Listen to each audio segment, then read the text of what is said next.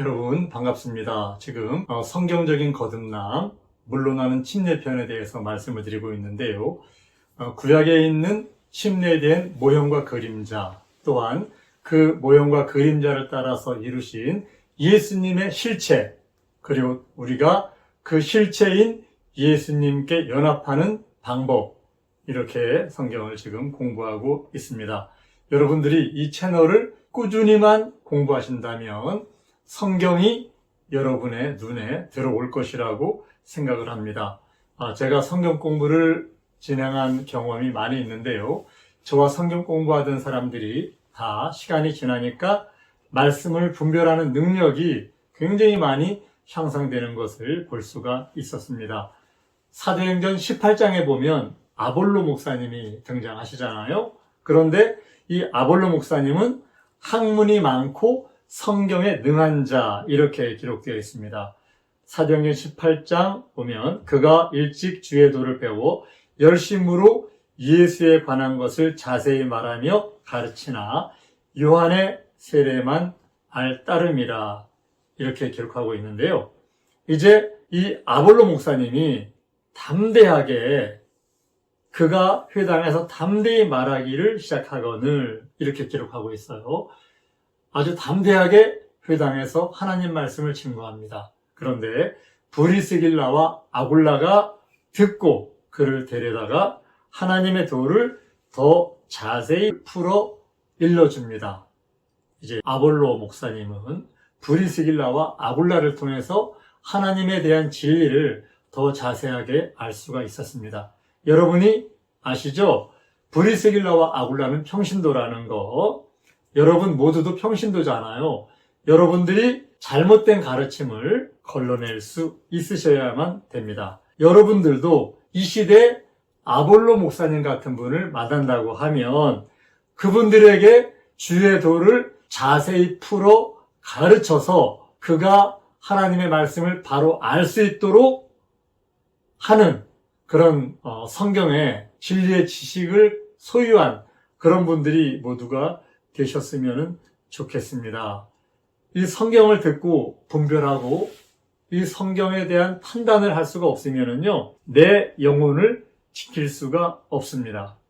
여러분, 성경 말씀을 공부하는 이유는 첫째는 내 영혼을 지키기 위해서입니다. 지금 여러분, 신천지의 가르침, 하나님의 교회의 가르침, 안상홍 증인회 가르침, 구원파의 가르침, 이런 말씀을 들으면 여러분 성경으로 그 말씀을 대적할 수가 있습니까? 그들과 싸워서 이길 수가 있습니까? 지금 영적인 전쟁은 엄청나게 강하게 이 땅을 휩쓸고 있는데요. 사단 마귀는 지금 거짓 목사님들을 통해서 수많은 영혼들을 노략질하고 있잖아요. 여러분 이길 수 있습니까? 거기에는 굉장히 많은 사람들이 모여 있습니다. 또한 예배당도 아주 큼직하게 지어놨습니다. 집회를 하면 몇십만이 모인다고 합니다. 그들을 분별하는 기준, 오직 성경이라는 것. 그래서 성경 공부를 해야 됩니다. 제가 2011년, 12년, 13년 목회자 세미나에 주 강사로 간 적이 있습니다. 3년 동안을 제가 갔는데요. 그때 제가 집사 신분이었죠. 저를 그곳에 보내신 분은 우리나라 개신교 성도님들이 거의 다 아시는 순교하신 목사님의 후손이 저를 그곳으로 보냈습니다. 제가 그곳에 가서 목사님들에게 전달한 말씀, 초교파적으로 여러분이 모이셨는데요. 그 말씀이 지금 여러분들에게 전하는 이 말씀들입니다. 그래서 여러분들 이 말씀을 들으시고 여러분들도 아볼로 같은 목사님에게 하나님의 진리를 바로 가르칠 수 있는 수준까지 여러분들이 진리의 지식이 늘어났으면 좋겠다는 그런 마음을 가지고 있습니다. 본론으로 들어갑니다. 성경을 열면 침례 요한이 등장합니다. 신약 성경에. 그런데 요한은 예수님의 제자도 아니고 또한 사도도 아니죠. 예수님의 십자가 죽음과 부활을 보지 못한 구약 시대의 마지막 선지자가 바로 요한입니다. 예수님께서는 요한을 오리라고 한 엘리야다. 이렇게 말씀을 하셨어요. 처음 교회 나가면 마태복음 1장부터 새 언약 시대라고 생각들을 많이 하는데요. 사실은 옛 언약은요, 구약은 예수님이 십자가에서 달려 죽으시고 죽으실 때 성소 휘장이 찢어지면서 구약은 끝이 납니다. 마가복음 15장에 보면요, 예수께서 큰 소리를 지르시고 운명하시다. 이에 성소 휘장이 위로부터 아래까지 찢어져 둘이 되니라. 바로 휘장은 예수님의 육체라고 히브리서에서 기록하고 있죠. 그러므로 형제들아, 우리가 예수의 피를 힘입어 성소에 들어갈 담력을 얻었나니 그 길은 우리를 위하여 휘장 가운데로 열어놓으신 새롭고 산 길이요, 휘장은 곧 저의 육체니라. 이제 휘장이 찢어져서 옛날에 없던 길이 생겼어요. 옛날에는 성소와 지성소를 휘장이 막고 있었잖아요. 이 휘장이 찢어져서 갈 수 있는 길이 생겼는데 옛날에 없던 길이라서 새로운 길이에요. 이 길을 통해서 들어가면 지성소에 예수님의 하나님의 영광을 직접 만날 수가 있기 때문에 이 길은 산 길이에요. 이 길이 열린 거예요. 여기에서 성소라고 하는 얘기는 바로 지성소를 가리키는 것 잘 알고 계시죠? 이 지성소는 하나님의 영광이 나타나는, 하나님이 임재하시는 곳이죠. 이제 우리가 하나님 앞에 바로 나갈 수 있는 길이 열렸어요. 구약시대에는 대제사장이 1년에 한 번만 가고 만약에 일반 제사장이 가면 죽었죠. 그 길이 예수님이 휘장을 찢으심으로, 율법을 마치심으로 우리에게 열린 거예요. 여러분들 지금부터는 구약은 예수님이 십자가에서 달려 돌아가시고 운명하시고 나서 휘장이 찢어지는데 그때가 바로 구약이 끝나는 시점이라는 것 아셨으면 좋겠습니다. 로마서 10장 4절에 보면요, 그리스도는 모든 믿는 자에게 의를 이루기 위하여 율법의 마침이 되시니라, 이렇게 기록하고 있어요. 율법의 의를 가지고는 온전한 의를 이룰 수가 없죠. 그래서 예수님은 구약시대에 율법의 의는 죄도 해결할 수 없는 연약한 법이었어요. 예수님은 모든 믿는 자에게 온전한 의를 이루기 위해서 율법을 마치시고, 이제 마치시는 과정에서 율법이 도저히 해결할 수 없었던, 짐승의 피가 해결할 수 없었던 죄의 문제 해결하시고 이제는 새 언약 시대를 열으셨습니다. 정리하면 새 언약의 본격적인 시작은 예수님이 십자가에서 죽으시고 부활하셔서 승천하시고 이 땅에 성령을 부어주시는 사도행전 2장부터가 본격적인 새 언약의 시대라는 것 아셨으면 좋겠습니다. 예수님은 요한을 이 땅 여자가 낳은 자 중에서 제일 큰 자라고 말씀하시죠. 마가복음 11장에 보면요, 내가 진실로 너희에게 말하노니 여자가 낳은 자 중에 세례 요한보다 큰 이가 일어남이 없도다. 그러나 천국에서는 극히 작은 자라도 저보다 크니라. 모든 선지자와 및 율법에 예언한 것이 요한까지니 만일 너희가 즐겨 받을진대 오리라 한 엘리야가 곧 이 사람이라.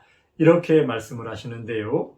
여기에 요한은 여자가 낳은 자 중에 가장 크지만 천국에서는 지극히 작은 자도 저보다 크다.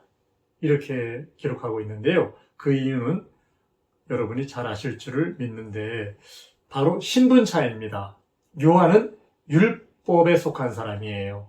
율법에 속한 모든 사람은 신분이 종의 신분인 것. 모세도 종의 신분이라고 히브리서에 기록을 하고 있죠.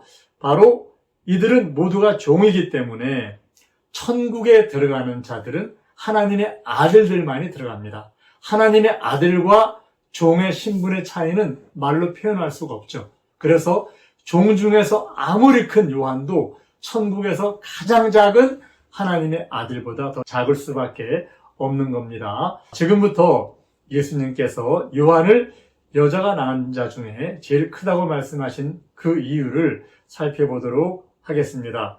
사람은 했던 일로 평가를 합니다. 누구나 다 앞으로 어떻게 살아갈 것인가는 잘 알 수 없는데 지금까지 해왔던 일은 알 수 있잖아요. 그래서 했던 일로 평가를 하는데요. 이 침례 요한은요, 말라기 이후에 400년 만에 등장한 선지자입니다. 그리고 700년 전 이사야가 예언한 바로 그 사람이죠. 이사야서 40장 3절에 외치는 자의 소리여 가로되 너희는 광야에서 야훼의 길을 예비하라. 사막에서 우리 하나님의 대로를 평탄케 하라.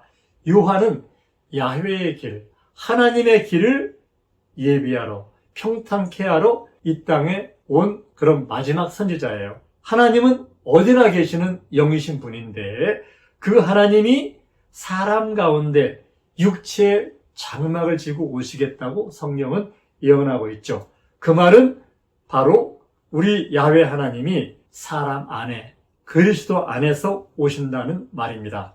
예수님은 자신을 하나님이 계시는 성전이라고 얘기를 하고 있죠. 우리 모두도 하나님이 계시는 성전인 것 여러분 알고 계시죠?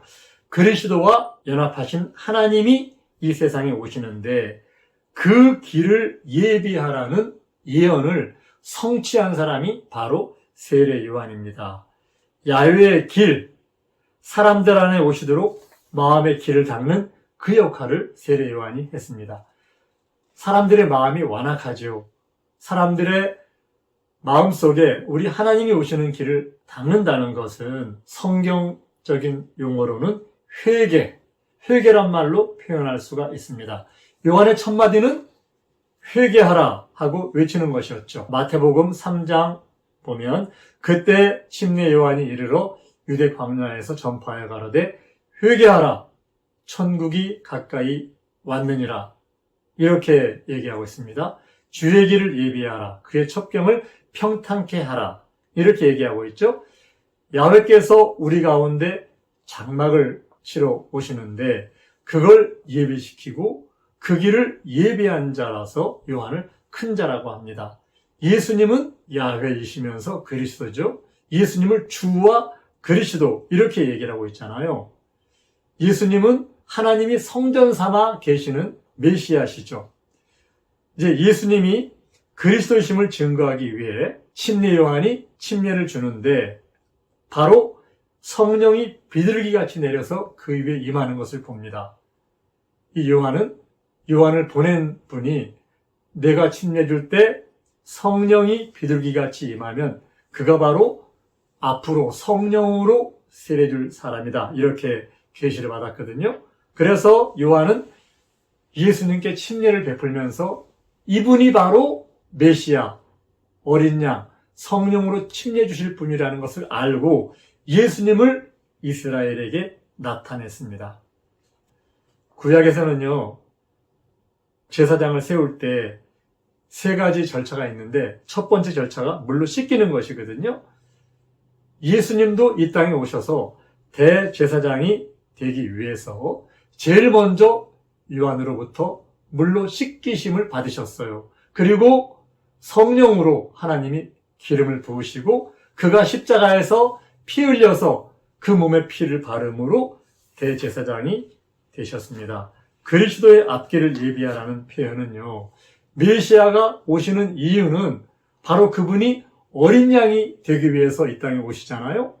예수님은 영광을 다 버리시고 육체의 모습, 종의 모습으로 오셨는데 그분을 제대로 사람들에게 소개해야 되잖아요. 그래서 요한은 사람들에게 그분이 오시는 길을 예비하고 소개하는 그런 역할을 합니다.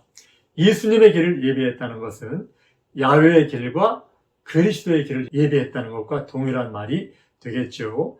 그분을 맞이할 사람은 누구나 다 요한이 외친 대로 회개하고 실체의 죽음과 장사에 연합하는 물침례를 받음으로 우리 모두는 그분을 영접할 수가 있습니다. 구약과 신약의 모든 것이 다른데 동일한 게 하나가 있는데 그것이 바로 침례입니다. 침례는 그만큼 중요합니다. 왜? 침례는 모든 사람에게 죄사함을 주시는 예수님이 죽고 장사되심에 연합하는 게 바로 물로 받는 침례이기 때문에 그렇습니다. 그 모형의 침례를 주셨기에 요한을 큰 자라고 얘기하고 있습니다. 정리하겠습니다. 요한은 이 땅에 오시는 야훼의 길을 예비했습니다.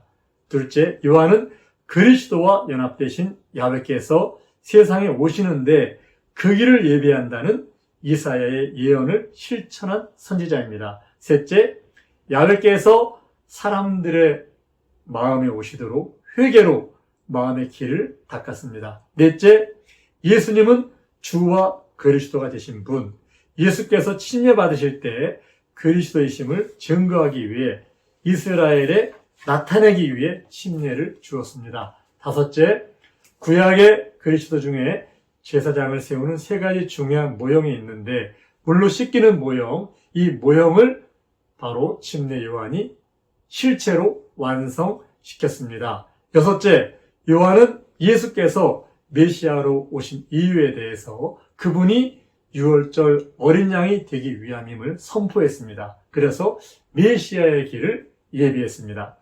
일곱 번째, 요한은 야훼의 길과 그리스도 예수의 길을 예비했는데요.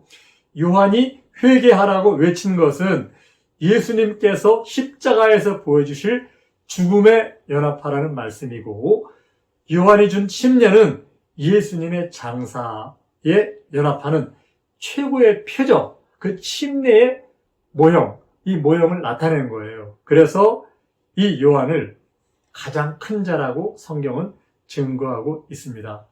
침례로 구약을 마무리하는 이유는요, 구약 시대의 가장 큰 문제는 죄 사함을 받지 못하는 거였잖아요. 매일 드리는 피제사는 죄를 사할 수가 없습니다.